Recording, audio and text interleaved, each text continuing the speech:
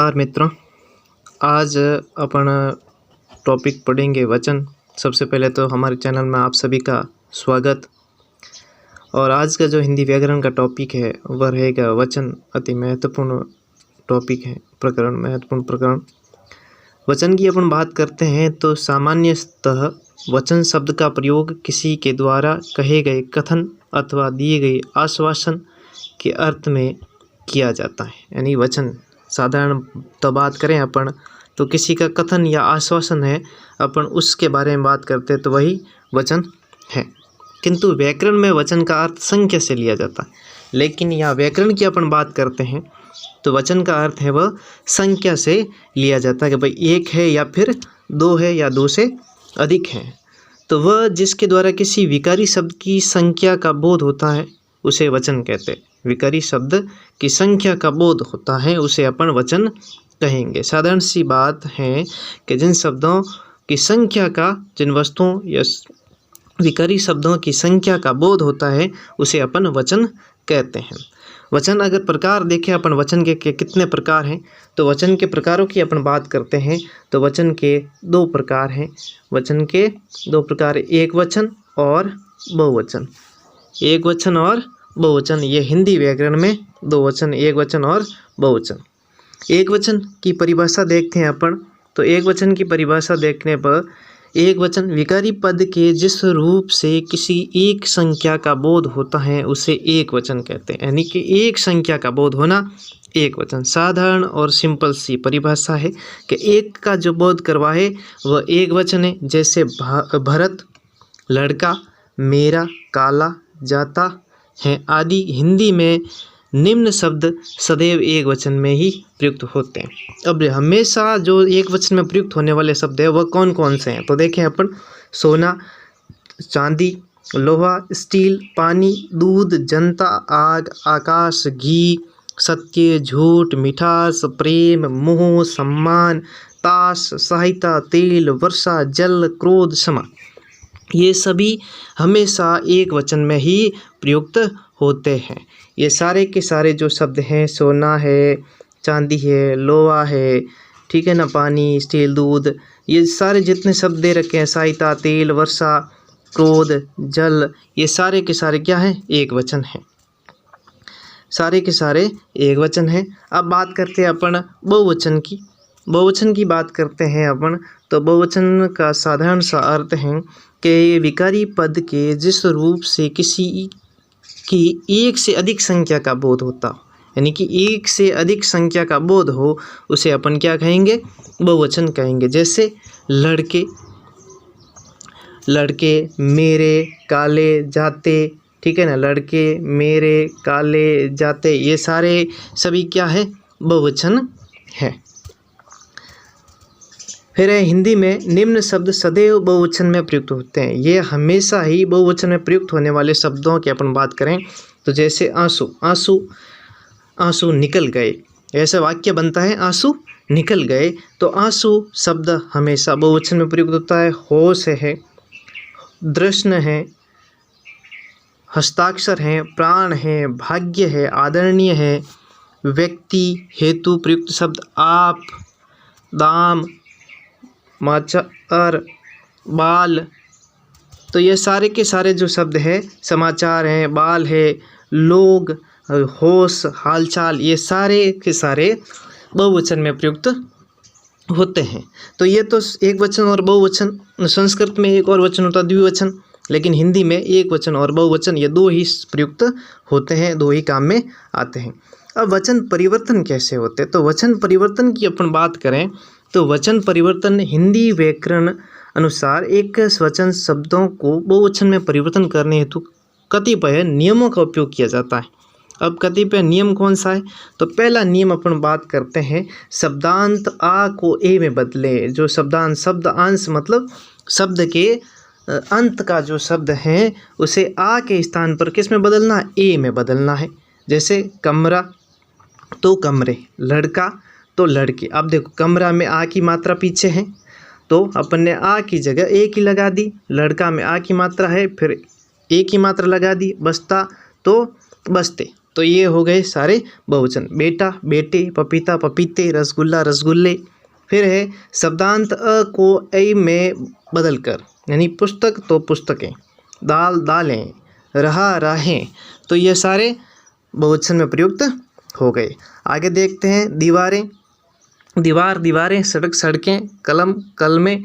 शब्दांत में तीसरा नियम देके शब्दांत में आए आ के साथ ऐ जोड़कर बना सकते हैं, जैसे बाला बालाएं, कविता कविताएं, कथा कथाएं। ई शब्दों ई वाले शब्दों के अंत में इया लगाकर, जो ई शब्द है उसके पीछे अपन को क्या लगाना, ई शब्द जहाँ है वहाँ इया लगाना है। जैसे दवाई तो दवाइयाँ। अब देखो जो ई बड़ी ई की मात्रा है वहाँ छोटी ई की मात्रा हो जाएगी और या हो जाएगा, नहीं इया होगा। जैसे लड़की तो लड़कियाँ, जैसे ये बहुवचन बना छोटी ई की मात्रा हो गई। साड़ी बड़ी मात्रा है तो छोटी होगी साड़ियाँ। नदी तो छोटी हो गई नदियाँ। खिड़की तो खिड़कियाँ, स्त्री तो स्त्रियाँ। इसी प्रकार स्त्रीलिंग शब्द के अंत में आए या को या में बदल कर, अब चिड़िया तो चिड़ियाँ, चंद्र बिंदु लगेगा, ठीक है। डिबियाँ डिबियाँ, गुड़िया गुड़ियों। तो ये इस प्रकार अपन बहुवचन बना सकते हैं। फिर है छठा नियम, स्त्रीलिंग शब्द के अंत में आए ऊ के साथ ए लगाकर, जैसे वधु वधुएं, वस्तु वस्तुएं, बहू बहुएं। एक बात इसमें छोटी सी विशेष ध्यान रखना कि जहाँ वधु शब्द में ऊ की मात्रा दीर्घ यानी बड़ी है, वहाँ वधुएं करते नहीं बहुवचन बनते ही वहाँ हो जाएगी छोटी, और वस्तु इसमें भी हो जाएगी छोटी, बहु इसमें भी मात्रा हो जाएगी छोटी, यानी कि बहुवचन बनाते ही मात्रा छोटी हो जाती। अब है सातवां नियम, ई या ई स्वरांत वाले शब्दों के साथ यो लगाकर तथा ई की मात्रा को ई में बदलकर। अब जो ई बड़ी है स्वरांत यानी अंत में, जैसे जाति जातियाँ, रोटी रोटियों, यानी कि जो छोटी मात्रा है बड़ी मात्रा है वहाँ छोटी मात्रा कर दो और यो लगाते हैं अपन तो बन जाता है बहुवचन। अधिकारी अधिकारियों, लाठी लाठियों, नदी नदियों, गाड़ी गाड़ियों। आठवां नियम देखते हैं, एक वचन शब्द के साथ जन गण वर्ग वृंद हर मंडल परिषद आदि लगाकर भी अपन बहुवचन बना सकते हैं। जैसे गुरुजन शब्द में गुरु शब्द में गुरुजन बहुवचन बनाएंगे गुरु का तो बनेगा बहुवचन, गुरु शब्द में बहुवचन बनेगा गुरुजन। तो यह देखिए गुरु तो गुरुजन, अध्यापक अध्यापक गण होगा, गुरु का गुरुजन होगा, अध्यापक अध्यापक गण होगा, लेखक लेखक वृंद होगा, युवा युवा वर्ग होगा, भक्त भक्तजन होगा, खेती खेती हर होगा, मंत्री मंत्री मंडल होगा। तो ये विशेषकर बहुवचन ध्यान रखना कि गुरु गुरुजन, अध्यापक अध्यापक गण, लेखक लेखक वृंद, युवा युवा वर्ग, भक्त भक्तजन, खेती खेती हर, मंत्री तो मंत्री मंडल। तो ये बात विशेष ध्यान रखना। अब विशेष है कि संबोधन शब्दों में ओ न लगाकर ओ की मात्रा ही लगानी चाहिए, यथा भाइयों तो बहनों, मित्रों बच्चों साथियों। ये नियम भी ध्यान रखना।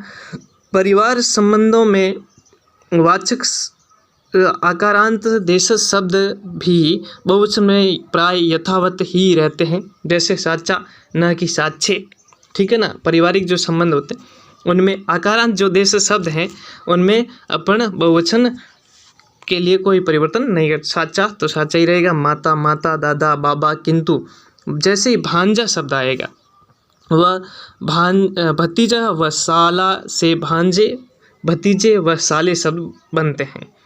विभक्ति रहित आकारांत से भिन्न पुल्लिंग शब्द कभी भी परिवर्तित नहीं होते, जैसे बालक, फूल, अतिथि, हाथी, व्यक्ति, कवि, आदमी, सन्यासी, साधु, पशु, जंतु, डाकू, उल्लू, लड्डू, रेडियो, फोटो, मोर, शेर, पत्ती, साथी, मोती, गुरु, शत्रु, भालू, आलू, साकू, ये सारे सब।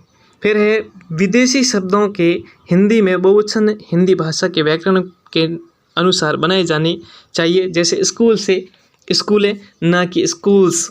अब जो विदेशी यानी अंग्रेजी या दूसरी भाषा के जो शब्द हैं, जैसे स्कूल अंग्रेजी का शब्द है तो इसमें स्कूल्स नहीं कह सकते, अपने हिंदी भाषा का ही नियम स्कूलें कहेंगे, ठीक है ना।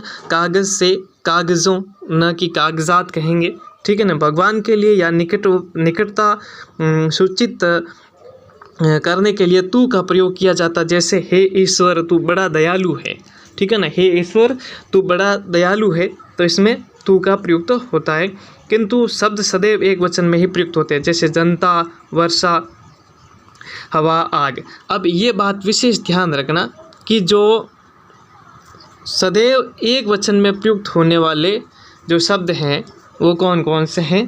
तो सदैव एक वचन में प्रयुक्त होने वाले शब्दों की अपन बात करें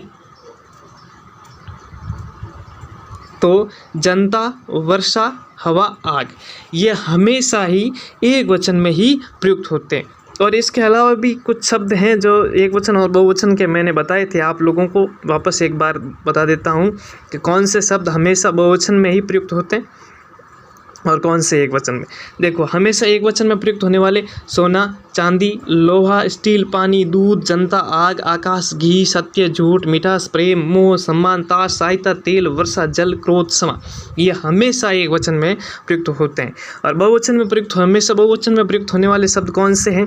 तो हमेशा बहुवचन में प्रयुक्त होने वाले शब्द हैं आंसू, होश, दृष्ण, हस्ताक्षर, प्राण, भाग्य, आदरणीय व्यक्ति, हेतु, प्रयुक्त शब्द आप, दाम, समाचार, बाल, लोग, होश, हाल, साल, ये सारे के सारे हमेशा बहुवचन में प्रयुक्त होते हैं। तो इसी प्रकार ये आज का टॉपिक समाप्त हुआ। थैंक यू, देखते रहिए और हमारे चैनल को वीडियो को लाइक, शेयर और चैनल को सब्सक्राइब जरूर करें। Thank you.